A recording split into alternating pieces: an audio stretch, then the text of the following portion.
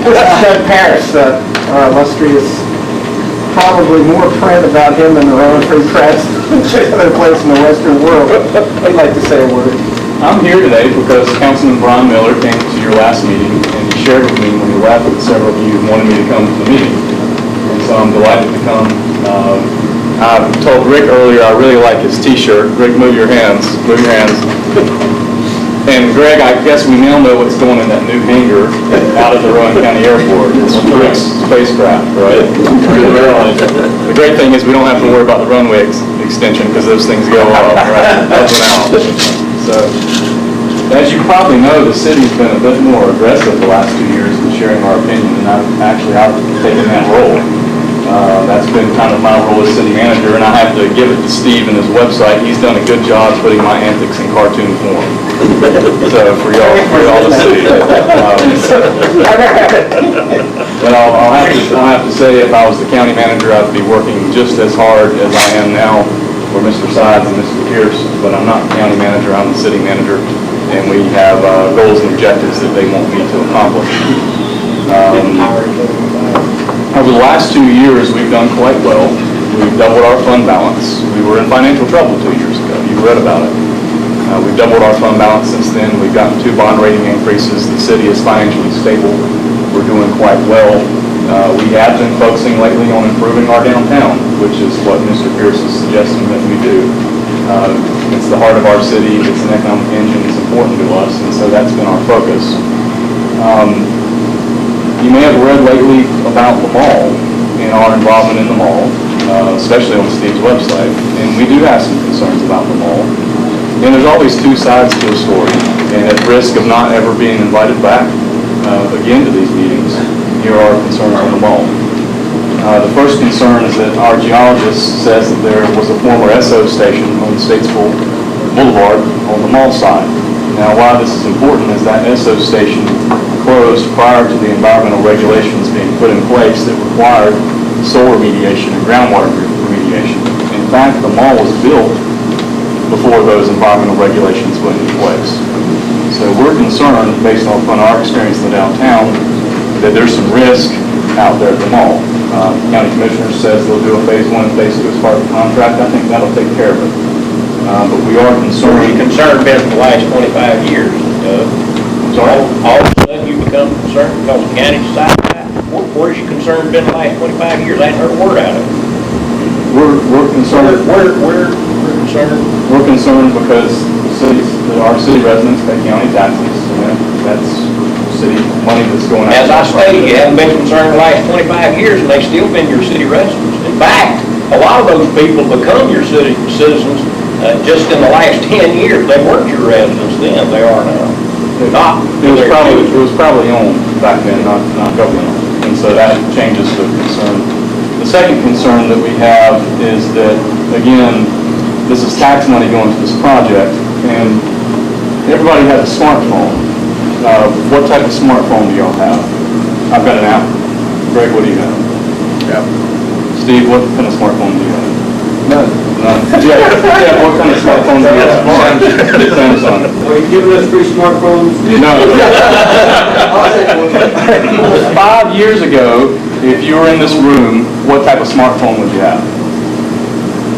You got a BlackBerry. Top of the market back then. 5 years ago, if BlackBerry was on the market for sale and it sold for $80 million, it was doing pretty good. It was making a lot of money. Today, if it went on the market, you'd be lucky to get $8 or $10 million for it. You wouldn't be paying $120 million for BlackBerry today because its revenue is gone and its market is gone. So that's our concern about the mall, is it sold for $2.5 million. And now we're looking at putting $3.5 million of government funds into buying the mall. Where'd you get that figure at? We didn't give it to you. That's what the newspaper said. Where'd the newspaper get it? They didn't get it from us. They didn't get it from us? But the question I'd ask you, Commissioner Sides, is do you feel that paying more than $2.5 million is a good decision for the mall? Well, I haven't announced that we're paying more than $2.5 million. I don't know where you get your information from. Okay. Well, You haven't been in our closed session meetings, I don't think. have you offered more than $2.5 million? It's like I said, Mr. Parrish, Those are closed sessions. I'm not at liberty to give you a figure at this point in time. Well, that's our concern. It's our understanding that no one Well, else why is it your concern? Because it's citizens' tax money that's going into this project. And so we have. Where's your concern been the last 25 years? It was privately owned. Oh, really? It was privately owned then. So Our savings $35 grand, that's taxpayers for that as well. and the taxes didn't go up to 35. I'm a utility consumer, and you borrow from the revenue that we spend on our water bill to prop up fiber. And we're repaying that money. Oh, yeah. But, right now. But the concern is that there's no other bidders for the mall right now. And so we feel that if we wait a little bit, see how bad the county's budget is going to be this year, that we may be able to get a better deal. Because right now, the guy who owns the mall is getting lease revenue off the mall. And so we feel a little bit more time on the mall, we'd get a better deal for the county taxpayer. And I would say this to you, Mr. City Manager, when you become a county commissioner, you can make that decision. But until then, it's none of your damn business. I'm not making any decision. I'm Well, just then don't make any I'm airing concerns as a citizen of the county. It's not a concern to us. Our way of looking at it is when it was for sale for $2.5 million, there was a different board in place. Since that time, the board has changed, and so is our opinion of what we need to do. Now, I don't really appreciate the city manager coming to any forum or any type of public display and telling the county commissioners what they think we ought to do. I don't care what you think we ought to do. We're gonna do what we're gonna do because we're the elected officials by everybody in this county, not just by your elite little group down South Salisbury. So as far as those concerns, you got a piece of paper, I'll tell you what you can do with that piece of paper. My third concern with the mall is that between the purchase price, between the cost to fix the roof and to rehab the mall, you mentioned a $50 million bond. Our numbers on the back of the napkin is a little bit less, maybe about 30 million, is, as a city, I don't see how I could take on a project of that magnitude without increasing the tax rate. And so we're concerned. You were going to take $7 million. I'm sorry? You were going to take on $7 million. That was off of lease revenue. So lease revenue was going to pay for that building. So lease for 3 years? From state revenue. So that wasn't going to impact our budget at all. Because lease revenue was going to make the debt payments. Let me ask you a question. Just let me ask you one simple question. Under whose authority, under what charter does the city of Salisbury think it has the authority to overstep the county commissioners who are elected and charged with the thing of building or providing buildings for the school board? What you folks did when you decided that you were going to rescue the school board, why don't you put in a petition and take back Salisbury as a separate school district? Why don't you do that? Our focus at that time was trying to resolve an issue and to resolve a problem. It's not your authority to do that. You are like the grandparent when a parent is trying to discipline or work with his children. I'll say work with, not discipline. Work with his children, and his children, the school board, go crying to grandma that they're not getting what they want.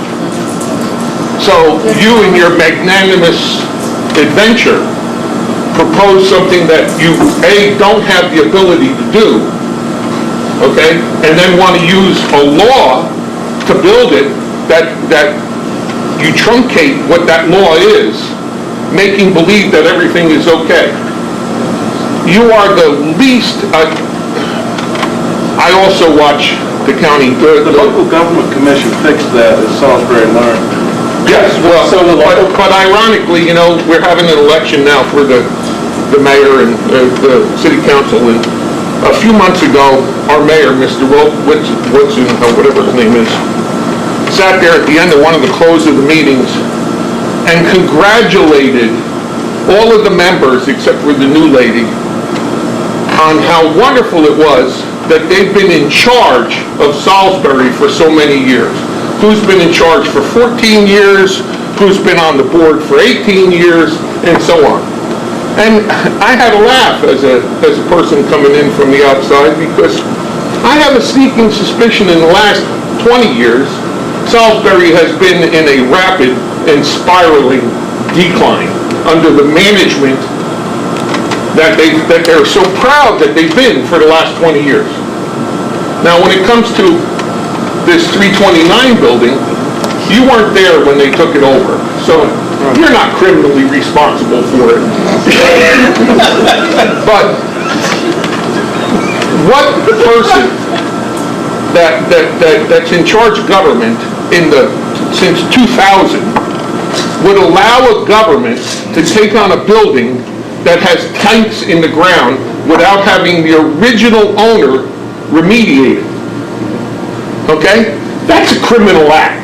What happened is the tanks were removed, but they missed some, and Diener cleared the site for development, and so we took it on thinking that it was clean. Are you sure?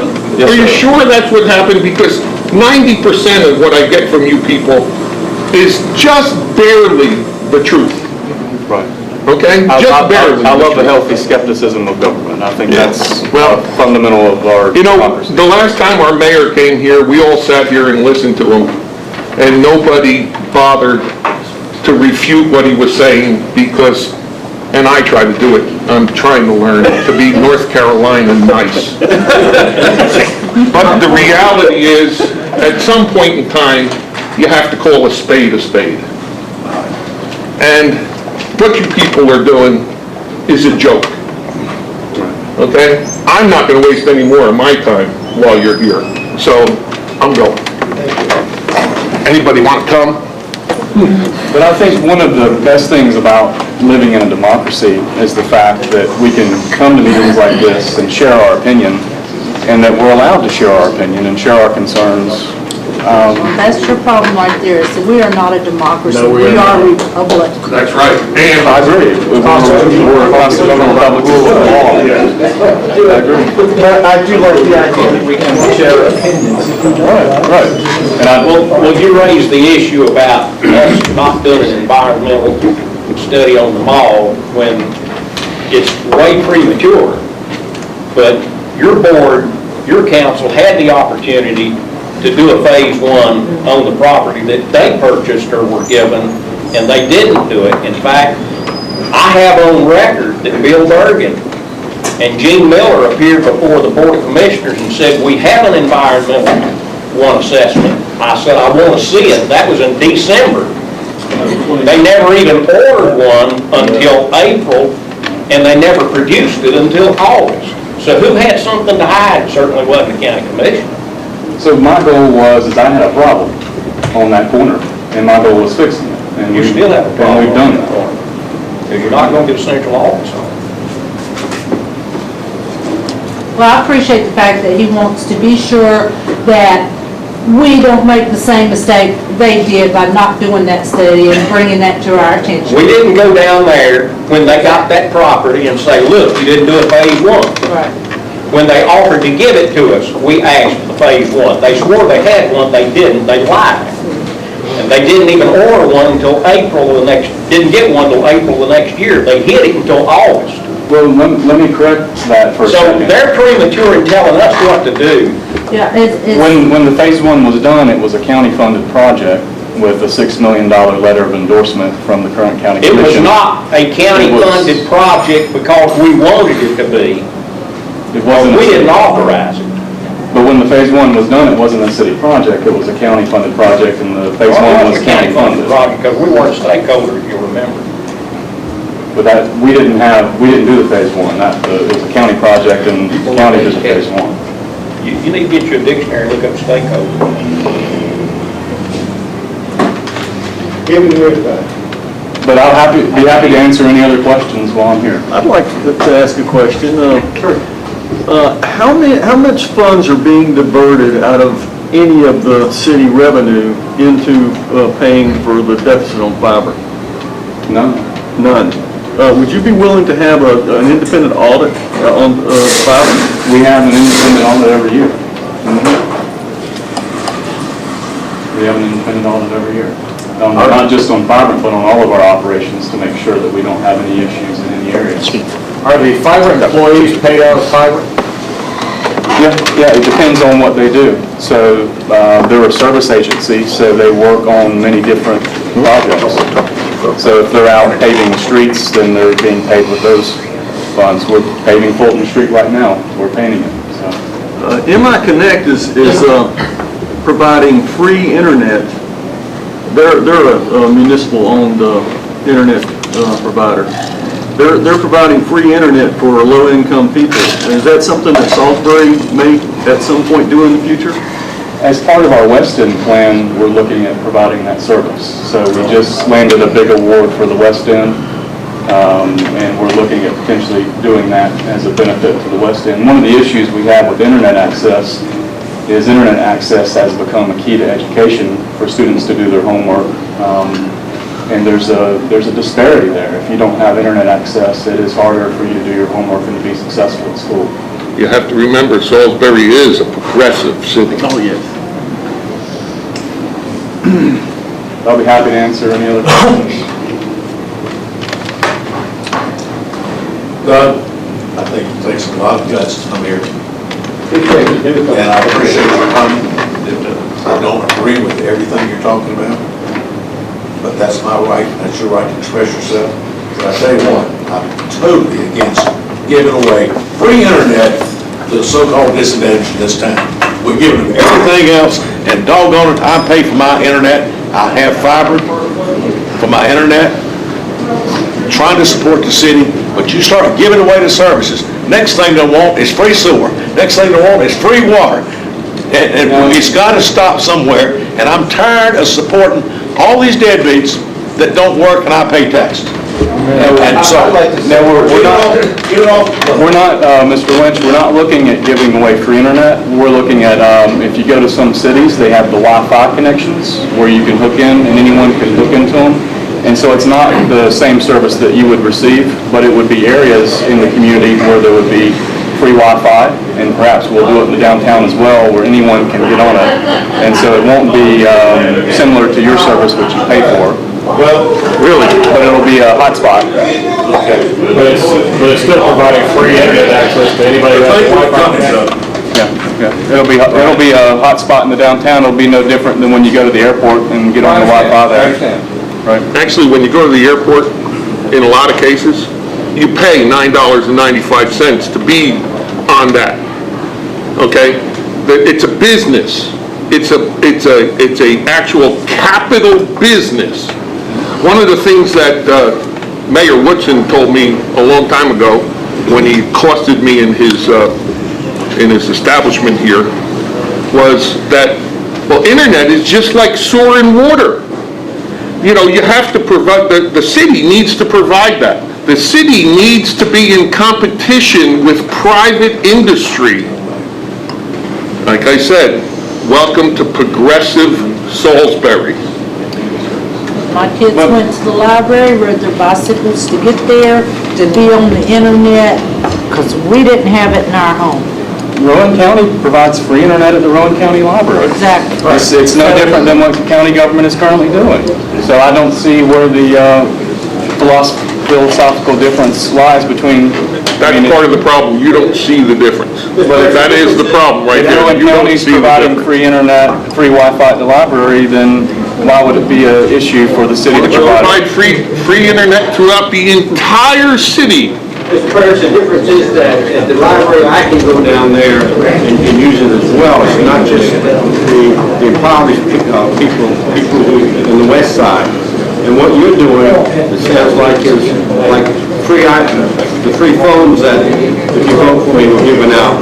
And Anybody would be able to use Wi-Fi. Yeah, all you gotta do is park your car. You're not talking about a private hookup. You're talking about just like the same, I'm not talking about hookups. Yeah, I'm talking about a hotspot. You're saying you're gonna put it in the West End? Is that what I heard earlier? We're talking about, in the plan, providing wireless access just like they do at the library. And so for educational purposes. MI Connect was actual access to the home, with free access to the home. We're not looking at that. That's different. Yeah. I'm sorry for the confusion on that. I've seen a lot of cities that provide hotspots. Yeah, it's normal. It's normal. Raleigh, AT&T and Raleigh does it together. You're not telling us that you're gonna put a free Wi-Fi connection in an impoverished area over other areas. Right. Gonna put it in every area. That way then fiber, what's fiber gonna collect? Well, they wouldn't collect anything from me, I'd use the Wi-Fi.